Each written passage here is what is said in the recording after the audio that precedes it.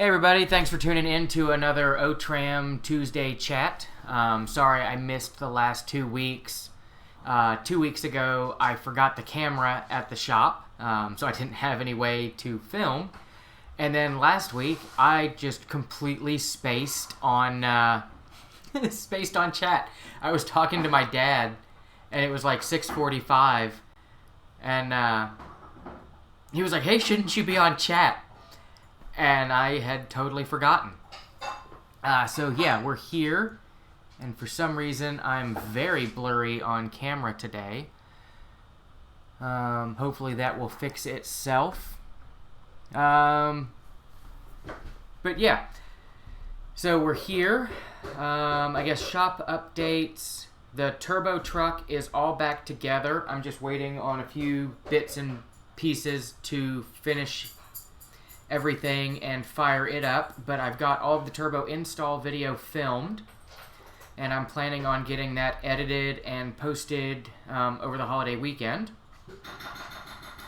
For those of you that have been waiting on crank holding tools, I've got 20 of them showing up tomorrow, so I'll get those all broached and painted up and have them ready to go out early next week. And yeah, I don't have a good excuse for chat, so might as well just come clean that I totally forgot. And I'm going to have to take my blue shirt off because this is bothering me with the sparkles.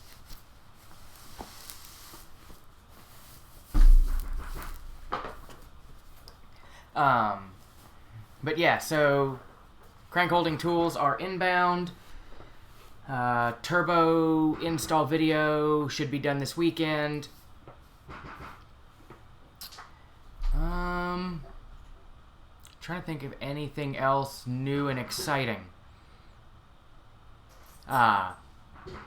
You may hear my wife's getting started on Thanksgiving dinner prep, so you may hear the blender and the mixer and stuff in the background because she's in the kitchen just behind me.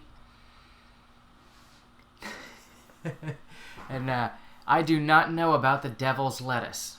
That would be Crash's department. maybe it was side effects.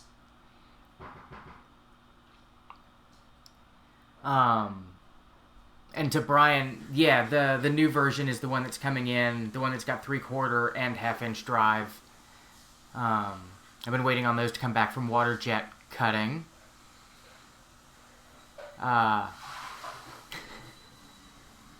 So yeah, the new version is coming in. I've got 20 inbound.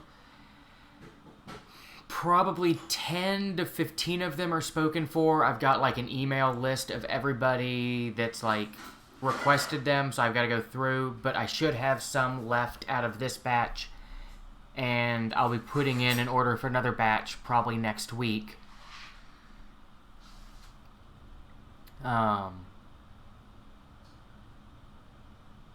So yeah. And I don't know about cooking a turkey on your intake, but you could probably cook a turkey on your exhaust. It's just going to take a really long time.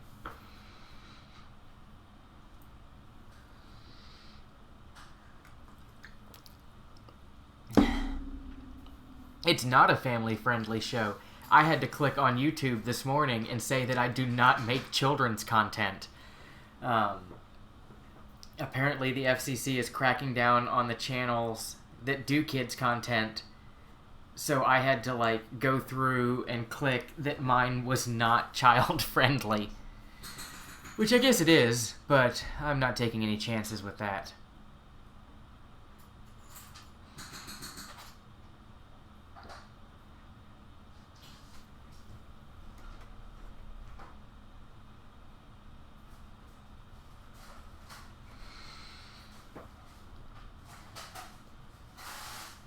See if I can get the focus better on the camera. Trying to think if there's anything else new happening.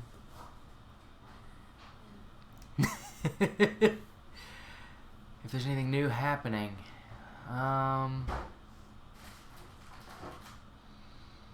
I don't think there's anything new and exciting going on. We got the Bridgeport moved over against the wall, so it's not hanging out in the middle of the shop anymore.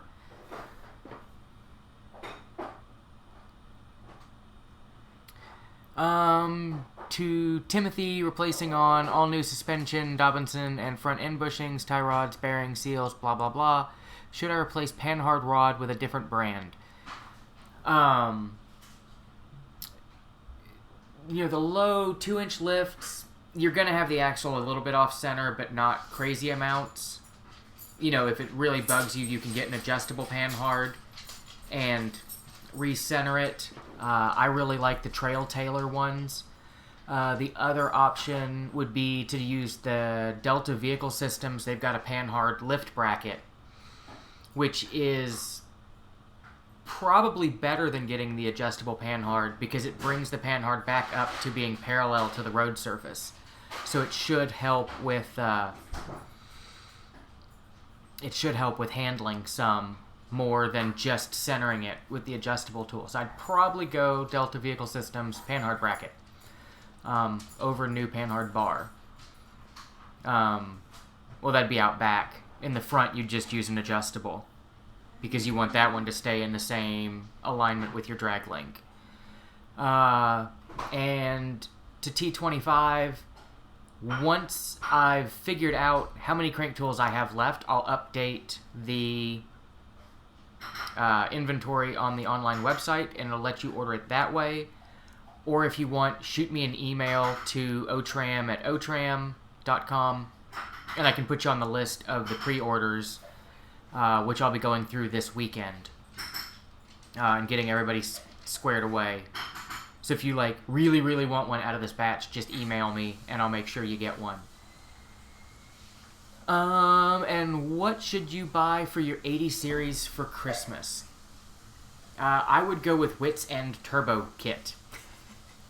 I think that's what everybody needs for their 80 for Christmas. And seems to be the super hot ticket, awesome part right now.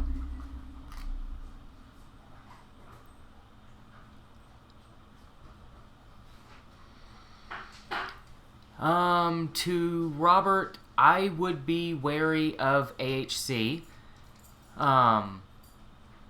The ones we see, the system is pretty functional still, but rust gets them, and either the shocks or the lines rot out and spring leaks. And the parts are just so stupidly expensive and so corroded together that most of the time it's not worth fixing. So we end up just ripping it all off and going with an Old Man Emu or something like that, aftermarket suspension. Fluid bleeding and stuff like that can be done at home. To get any more in-depth, you need TechStream to read pressures and get into everything like that to see what's really going on.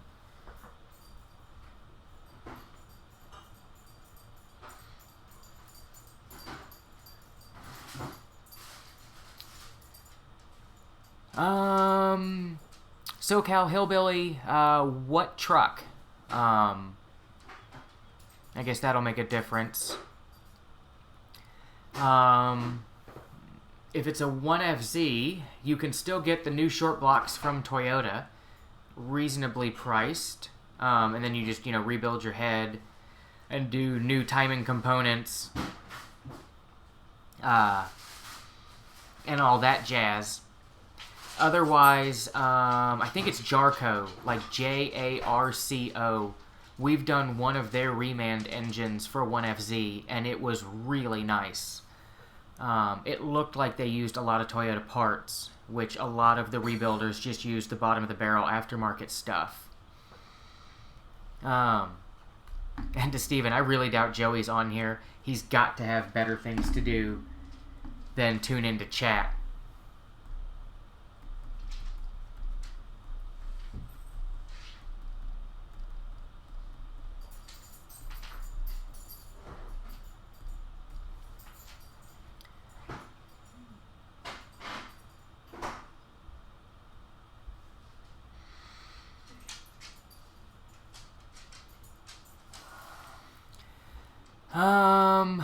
Silver's got a 1-inch exhaust or hairline crack on the exhaust side of the head of an 80 series. Any tips on fixing? I'm assuming it's just below the valve cover, vertically, like between the bottom of the valve floor going up. That's the only place I've seen them crack. Your plan's probably pretty good of drilling it out to stop the crack and just epoxying it. I suck at welding aluminum, so my aluminum welding advice isn't great, but I think you would run the risk of being more damage if you tried welding it. I've seen a couple of people just use the Toyota FIPG gasket maker, the black stuff, and smeared it over the outside to keep it from weeping. But yeah, like an epoxy would probably work just as well if you got it really clean first. And, I'd maybe take some sandpaper and rough up the surface.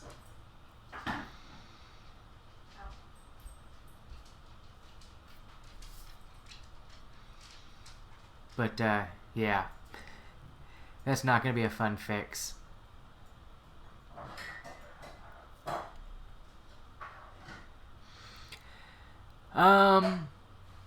FJ60 rear diff cover.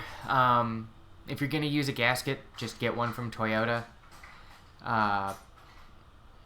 Most of the time, we just use the orange Toyota gasket maker and glue them back on, because I always forget to order the gasket.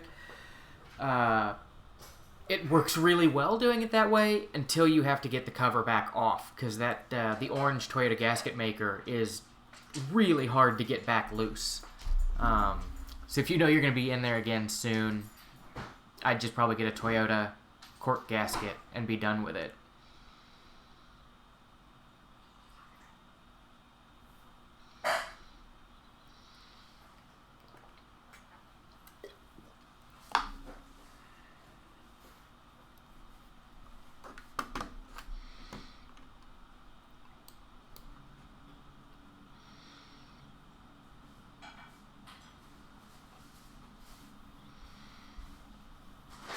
No problem. And a silver. I think if you're pinning the crack and epoxy doesn't work, I would probably look for a good used head over trying to weld it. Unless you know a really, really awesome aluminum welder.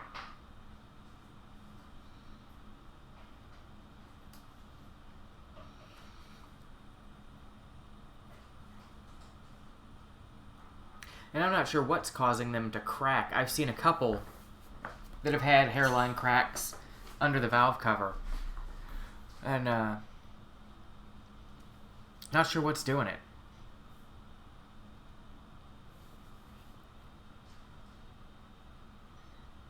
Yeah, 60 series rear axles are C-clip.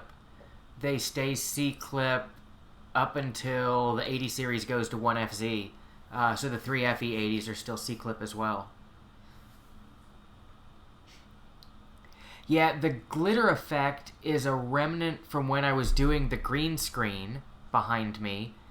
So it's picking up anything green in the bookcase and trying to glitter it. And I, for the life of me, can't figure out how to turn that setting back off.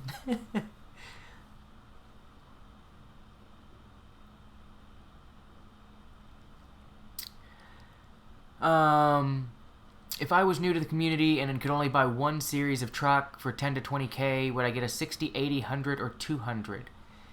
I would go 80 series. That's going to be your best mix of luxury and utility. 60 series, while they have great curb appeal, are less awesome to drive daily. An 80 series, still makes a decent daily driver and weekend wheeler. And 100 and 200 series is do too. They're just going to be a lot more expensive, and they don't have the straight axle like the 80 does.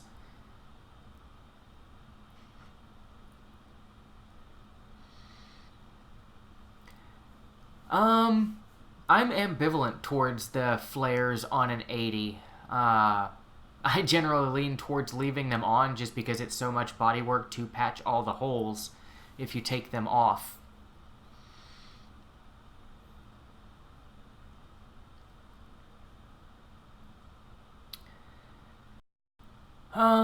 What all should be changed out while replacing coolant hoses, alternator, and belt on a 97 LX450 from like the oil pump cover leak? The only one we see fail regularly is the pesky heater hose. So make sure you do the pesky heater hose. You know, and then there's the hoses up at the temp control unit for the HVAC. If you're gonna change them, just go ahead and get a new temp control valve because they're usually brittle and break when you try to take the hoses off of them.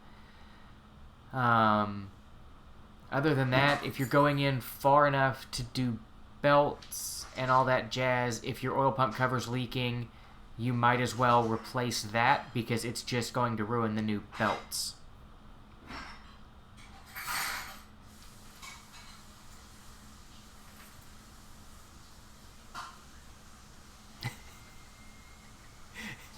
I've tried turning it off and on again, and that did not solve the problem. I had to do a really long tutorial to figure out how to turn the green screen on, and I can't find the instructions on how to turn it off.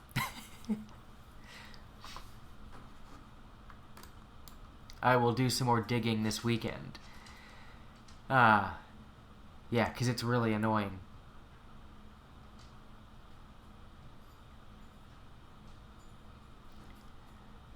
But I do like Red's answer. We're going to go with its Christmas theme, and I've just hung lights early.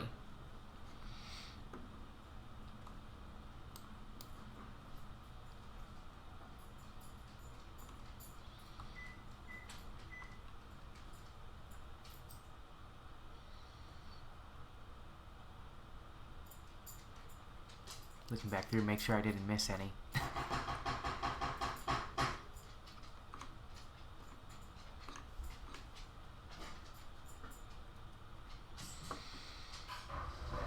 I'm trying to think if there's anything else I would replace as preventative. Oh, if you're doing belts, depending on the mileage, you may want the idler pulley that goes down by the oil pump cover. Those are getting really raspy with age.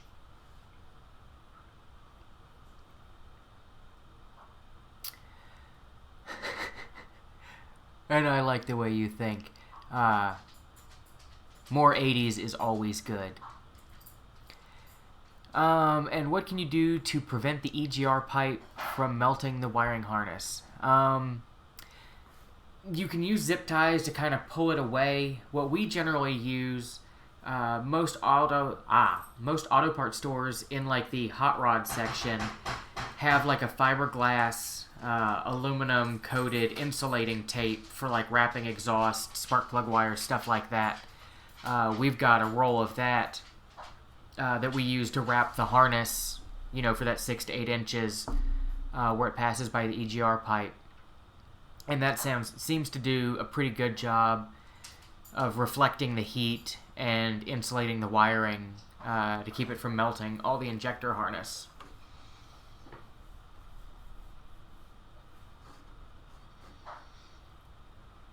And it seems to be that's the most common fix because we get a lot of trucks in that already have the insulating wrap on them.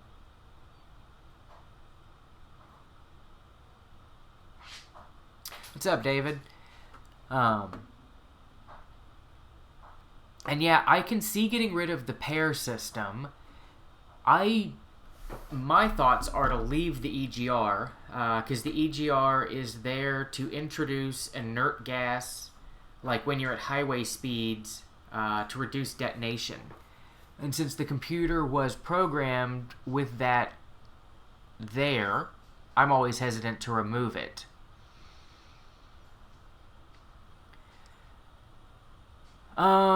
There's no surefire way to tell if the head gasket's been replaced. a lot of times you can tell like the end or the head will be a lot cleaner than the block, because when they did the head gasket and sent the head out to machining, the head got cleaned and the block didn't. But there's no real way to tell for sure.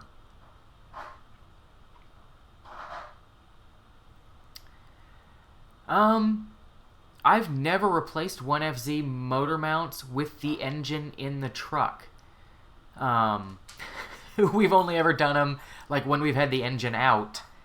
But basically, you're going to have to pick the engine up. It's just 17 millimeter nut and bolt, or maybe it's two 17 millimeter nuts. Holding the engine mount on each side. You loosen those, pick the motor up, put the new mounts in, start the nuts, drop it down, tighten them.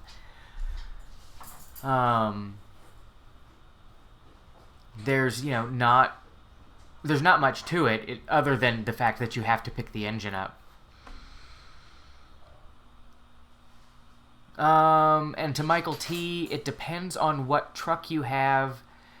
A lot of times we'll see the kickdown cable going back to the transmission has stretched and gotten out of adjustment, and it's really loose. And if you tighten that back up and get it back into factory spec, it makes the transmission hold gears longer before it shifts, which makes acceleration better and puts a bit more pep in.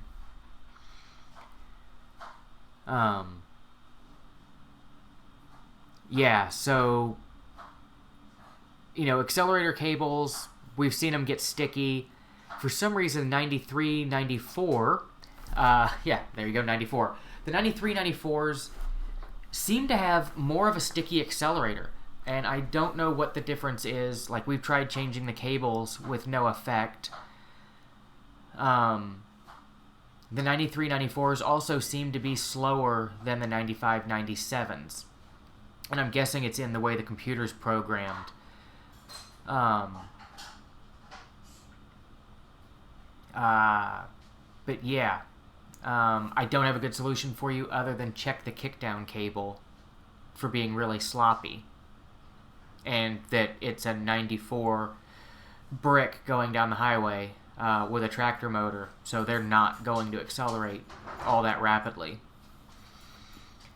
And for pressing out bushings when doing caster correction and others, will a ball joint press work, or should I invest in a hydraulic press?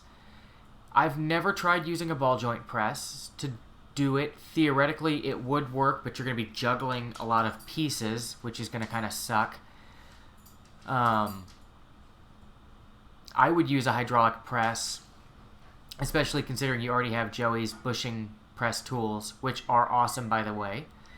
I've got the caster one. I need to order the rest of the set, but I haven't gotten around to it. It's on my wish list. I've got a bushing press set that uses like heavy-duty threaded rods, and I've tried using those, but I've ended up bending the rod trying to get the caster bushings out, so we just do them in the press. Picking up an engine, do I prefer removing the hood and picking up the motor, or floor jack and piece of wood under the oil pan?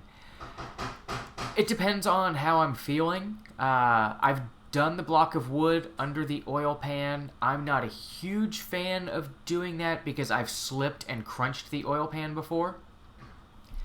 And since, we always have a cherry picker nearby, you can usually get the cherry picker boom down low enough that you can pick the engine up enough to do motor mounts and stuff like that without having to pull the hood.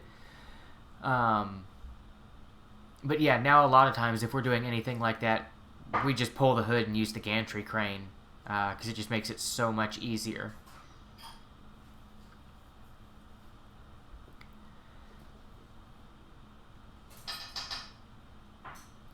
And I don't know that we've ever had anybody sign in from South Africa before. That's pretty cool.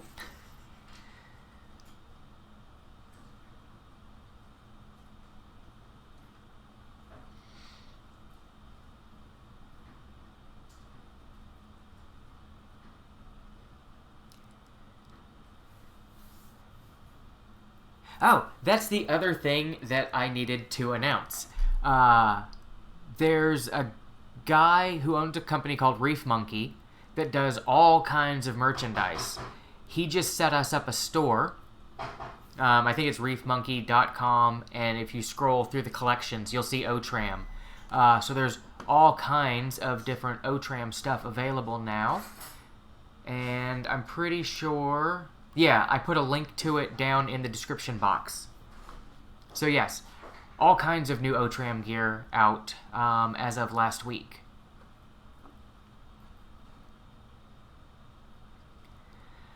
With an intermittent no crank, it's usually the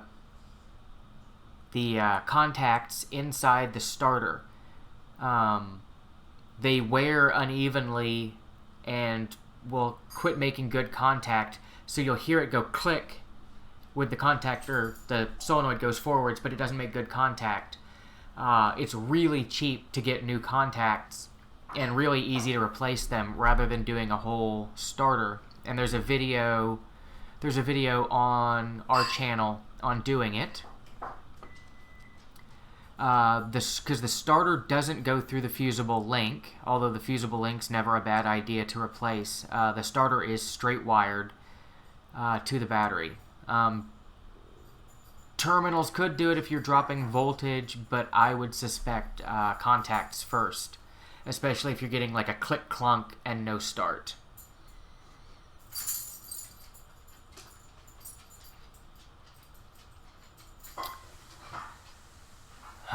And to Vicken, the center differential is locked. The shift motor is not making any noises. When you shift from high to low or low to high, it's just getting warm.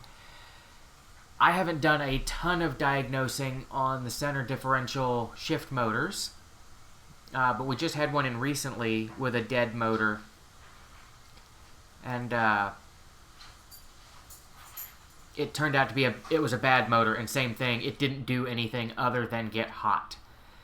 And there's a whole test sequence to go through in the manual to check it, and ours failed.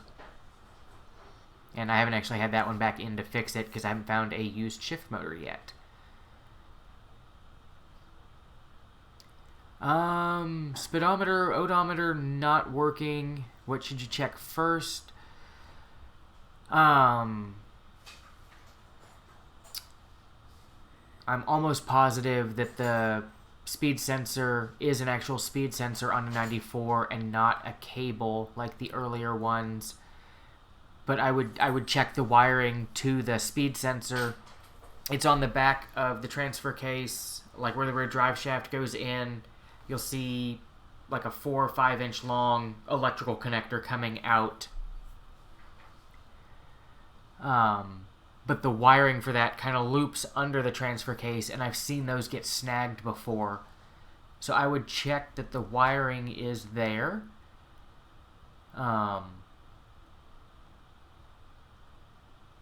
And I'm assuming that the rest of your gauges work, so it's probably not the gauge fuse.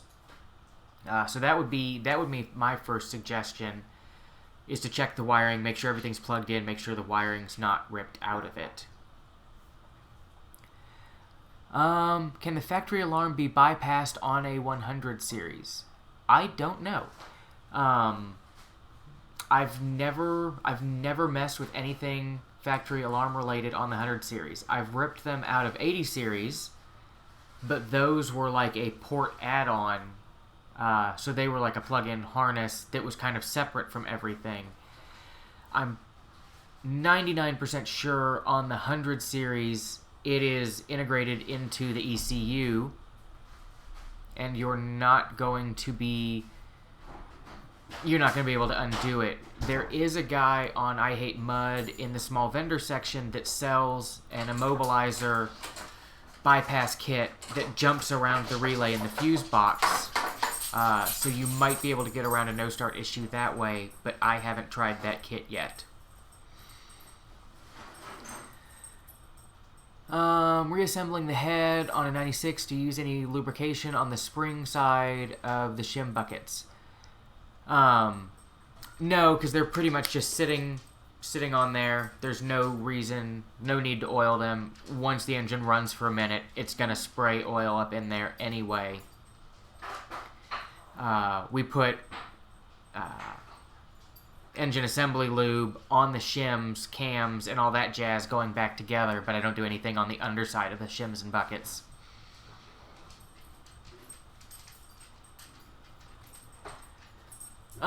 You can get the shift motor off the transfer case with the transfer case in place. It's not fun. It's really tight. It can be done. I did it on a truck out in the parking lot at the shop on flat tires, and was able to get it out. It would be a lot easier if you lowered the trans cross member to make more room, because the hard part is getting the socket in between the floor and the shift motor.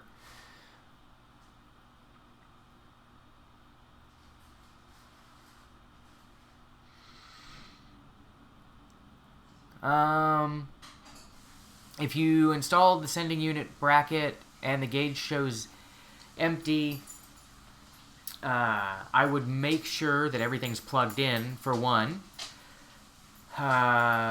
Second, I would make sure that the float arm didn't get bent. If you're not easy when you go to put it in... Actually, no, if the float arm was bent, it would probably show more full. Yeah, I mean, it could be the way that the sender's down in the tank. I would guess it's more of a connection issue, like you're missing a ground, or the wiring harness isn't all the way clicked back in.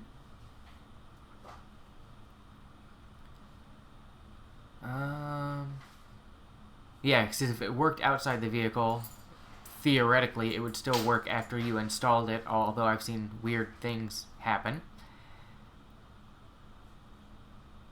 And the float arm is intact.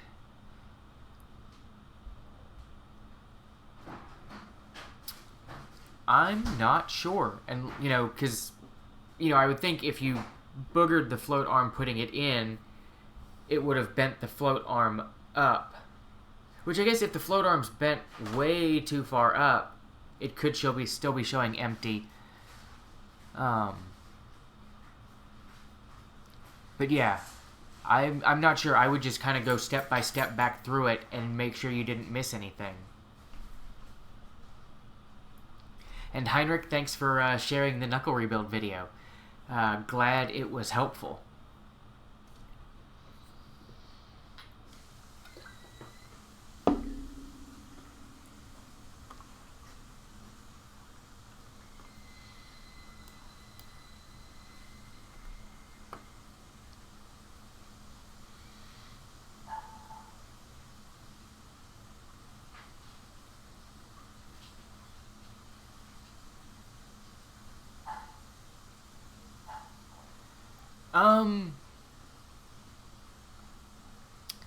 The transmission, transfer case, the whole drivetrain in an 80 series seems to be super reliable. I think we've only done 1 or 2 transmissions in them for failing, and both of them got beat on and run low on fluid before they failed, so I can't really blame the transmission.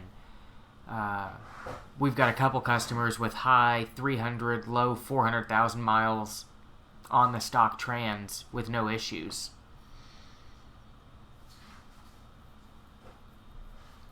And awesome, glad the YouTube videos are helpful.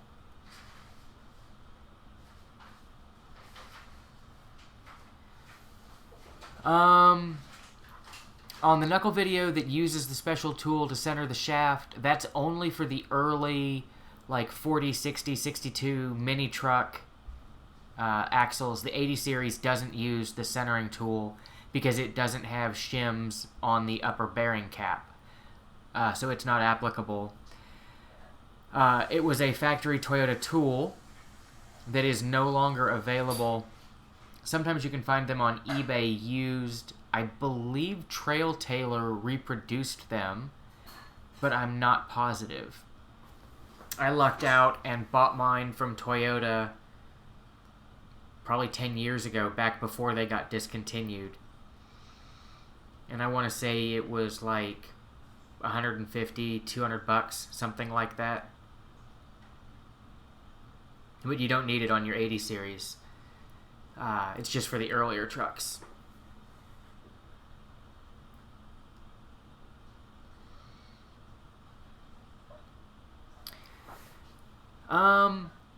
I would not bother with rebuilding calipers. At least not yourself. You can get quality, like, remanufactured calipers so cheap. So cheaply that it just doesn't make sense to do the labor yourself, because you're not going to be able to get a honed finish, as nicely as a rebuilder will. And, like, back in the day, my dad used to rebuild wheel cylinders on his trucks, and he'd spend all this time rebuilding it, and another month later it'd be leaking again, when you could have just gotten a new wheel cylinder for $10. So that's kind of the way I feel about calipers. They're cheap. We really like the Napa Eclipse line. They're powder coated. Haven't had any issues out of them. They work well. But if they're not leaking and they're not sticking, you're not going to get any improvement from doing calipers. The Land Cruisers are just heavy trucks, and they take a while to stop. I don't see any, like, reliability issue with driving in power mode all the time. All it's doing is basically changing the shift parameters. So it shouldn't hurt anything. And wheel bearing grease, we just use, general Valvoline. I think it's Valvoline. It's the high temp red wheel bearing grease. Every now and then, if I'm feeling special or it goes on sale, I'll use Mobil One synthetic. But there's not really any good reason to. So we just use, just regular run-of-the-mill, high-temp, disc brake, wheel bearing grease.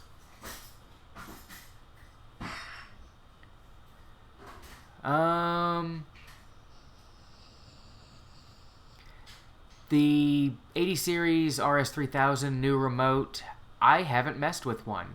I would probably go with the Toyota. I realize it's a lot more expensive than the Amazon, but there's probably a reason for that, and I can't imagine $24 in those electronics is going to be great. And as finicky as that system is, I would just go with a Toyota remote. And the duty of the idler bearing for the alternator belt on an 80 series, I think, is just to control belt slap. Because, like, a lot of times the belts aren't actually even really touching it enough to make it spin, but it's such a long span that I think the belts could get like a harmonic and start whipping. I think that belt or the pulley is just there to stop that. Because we've seen a lot of people run without it with no consequence. But I figured Toyota put it there for a reason, so we keep them there. And my guess is it's to keep the belts from slapping. And thanks for tuning in, Steven. Have a great Thanksgiving.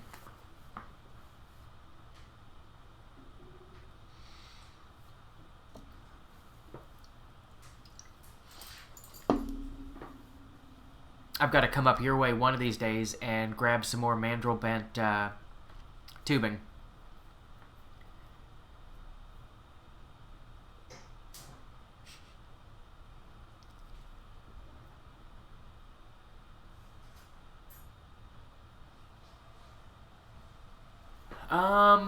Upgraded cams. I know Brian Crower sells a set. And then I know the Australian guys also have upgraded cams for the 1FZ. The problem is I haven't heard of anybody in the States changing them. And I wonder about how the factory computer is going to respond is going to respond to the change. Because the Australians got a different computer setup than we did.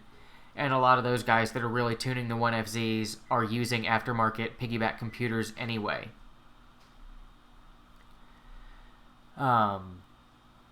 So yeah, I know there's a person coming in soon that has a Crowler stroker crank and I believe also camshafts, and they're supposed to be coming into the shop with a drivability rough idle issue. So it'll be interesting to see if that's cam related or something else. And we are doing Turkey Day here tomorrow at like 5:30, but it's vegan Thanksgiving. So if you're down with vegan Thanksgiving, it's tomorrow at 5:30. Otherwise, we're going to my parents' place Thursday. I don't know what time dinner is then.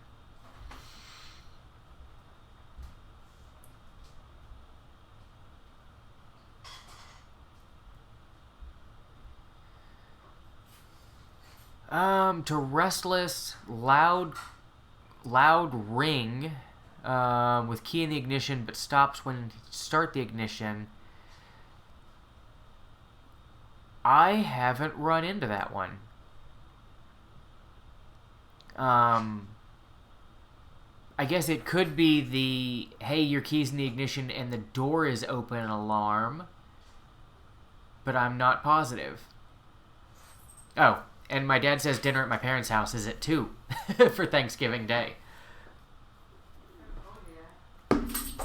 No, Dad just tuned in on chat.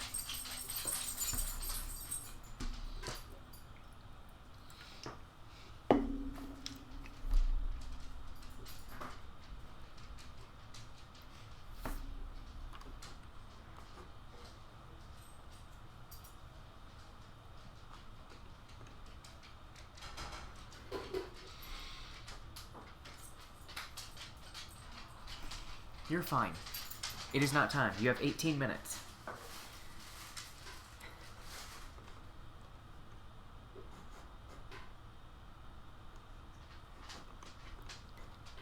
And now the dogs have heard me say dinner, and they think it's their dinner time.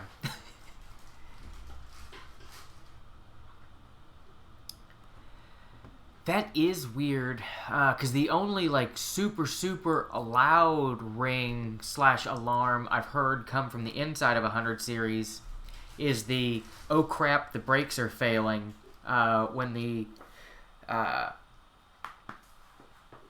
booster pump on the ABS fails. But I think that one doesn't come on until you've turned the key.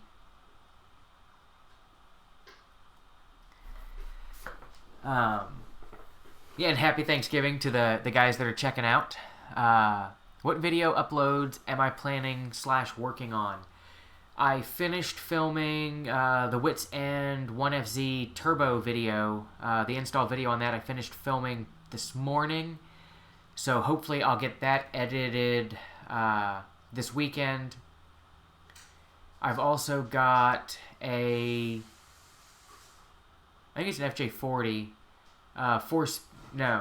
It's FJ40 4-speed transmission and transfer case rebuild video that I've had filmed for like a month or so, but the audio came out really bad on it, so I need to go back and dub new audio into it. And that one's just been on the back burner because it's going to be a pain to go back and dub video or dub audio. But that's the only stuff in the super near future. I may do a 100 series auxiliary fuel tank install. But that's all I can think of. I need to do some maintenance videos, but just haven't had a good chance to film them. And yeah, if the ABS pump had failed, you would get an ABS light with that one, along with the horrible loud alarm.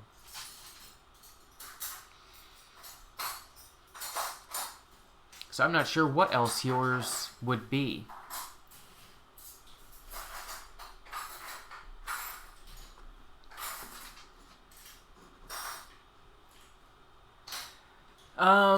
To check the brake booster, you can, like, turn the key off, pump the brake pedal, I think it's around 40 times. You'll feel like, normal pedal, normal pedal, normal pedal as you're pumping it, and then all of a sudden it'll drop to the floor. And that means that you've drained the accumulator, like the reserve of pressure. And then when you turn the key on, you'll hear the booster pump turn on and probably feel it in the firewall. You'll hear it turn on and hum as it repressurizes the accumulator. And there's a time frame that it should take to refill the accumulator. I want to say it's 40 seconds, but I'm not positive on that. But yeah, that's the down and dirty way to check the booster pump. And awesome, Steven. Thank you for the tip. I always like it when people hit the money button during chat.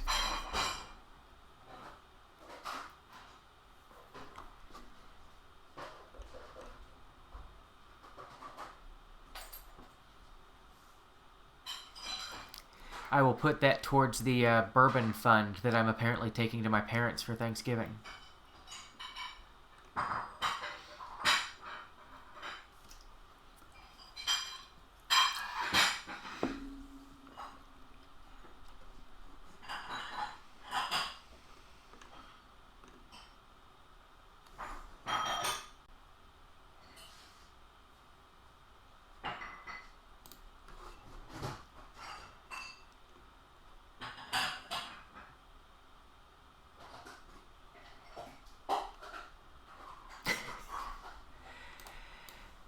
Yeah, I need to get the Shady 80 going. I'm hoping to get to do some work on it over this winter and maybe get it actually going by spring. Of course, I said that last year too. But it is closer. I do have the front axle rebuilt. Exhaust is built for it. So a lot of the big stuff's done. I just need to get it out and going. Figure out what suspension, what tires, what I'm going to do with it from that side of things.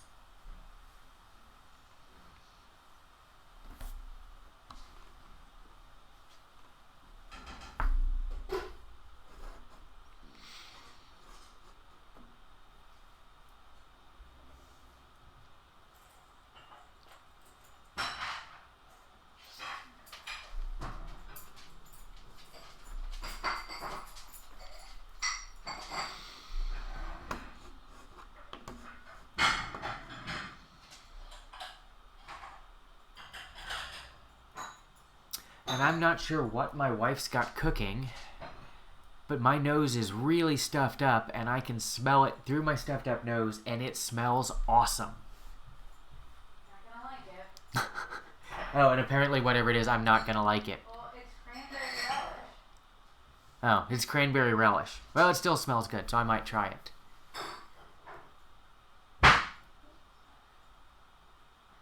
What's the Shady 6?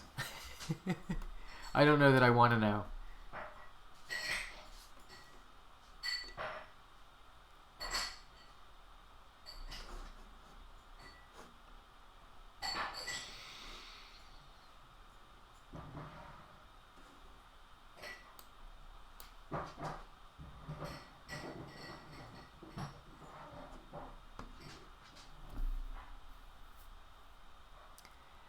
Yeah, the 80 series exhaust is coming along well as it matures. I just put the version 2.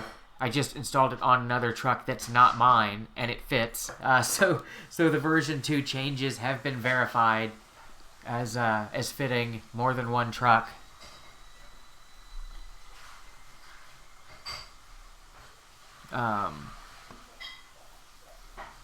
So yeah, the exhaust is coming along well. 94 high idle at cold startup, and it seems to hesitate starting. When it's warm, it starts fine. High idle at cold startup is normal. If the temp sensor, and I don't know where the threshold is, but if the temp sensor decides that it's cold, it high idles the truck to get it warmed up and everything like oil related flowing sooner. And it'll, depending on how cold it is how high it'll raise the idle, and then it'll taper it back down to a normal idle. And then, once the engine's warm, the temp sensor says, hey, the engine's warm, I don't need to too fast idle it.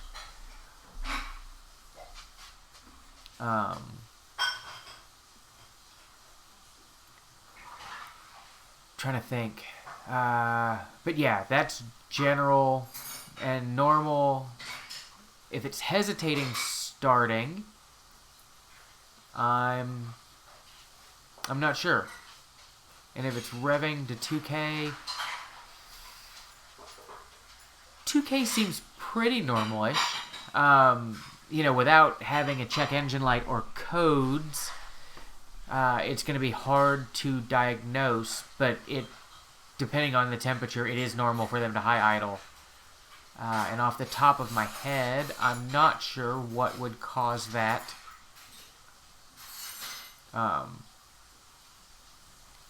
I'm not sure what would cause that. And to Vicken, we just used 3-inch diameter UHMW to make a body lift for crashes. And Damien, awesome, thank you. Always appreciated.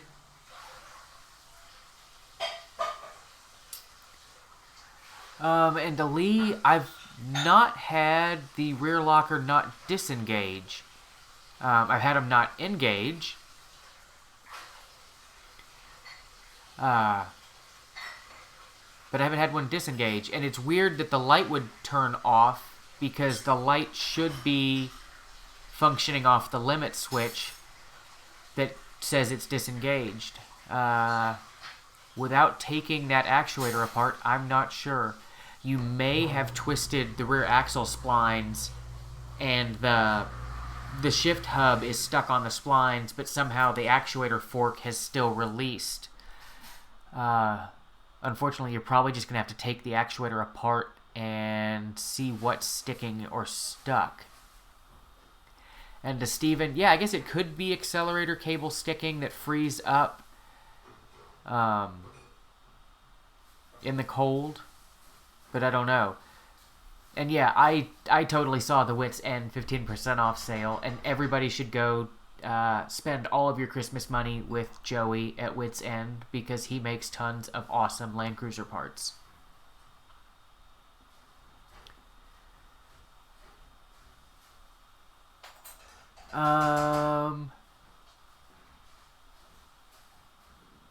And to Lee, chirping tires on tight corners could also be the center diff has stayed locked.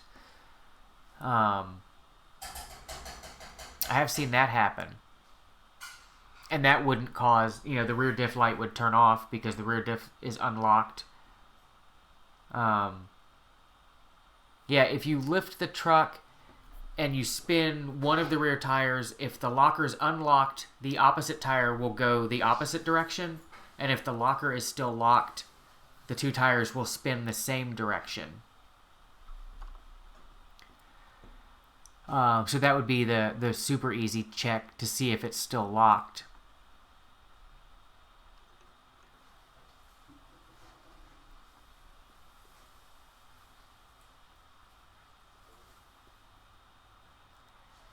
And I think the same would go for the center diff as well. If it's locked, when you spin the rear tire, it'll make the front tires go the same direction, and if it's unlocked, they'll go opposite directions. But I've actually checked to see if that actually works. And when you lock the diffs with the magic button on a 96, the light will blink as it's trying to actuate, and it'll go solid once it's actuated.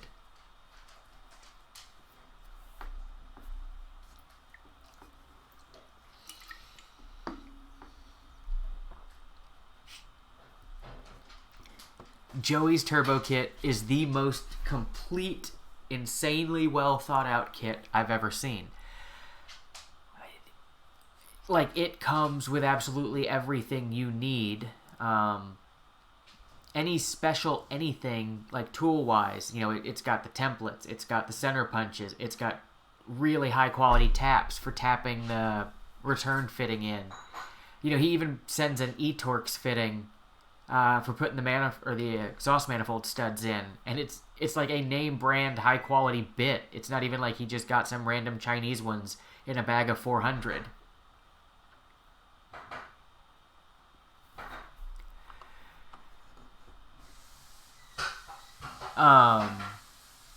And to Ryan, awesome. Glad the timing belt videos were helpful.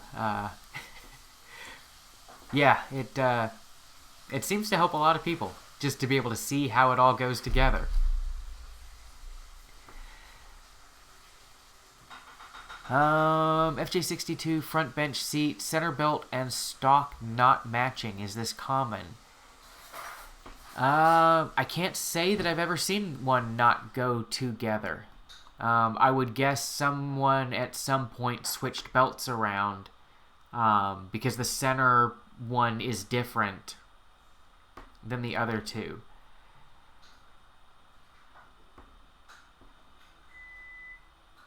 So I would guess that one of the receivers is in the wrong spot in the truck. And I want to say that the center one is labeled on the receiver and the belt. Like both are labeled center, but it's been forever since I've actually looked at one.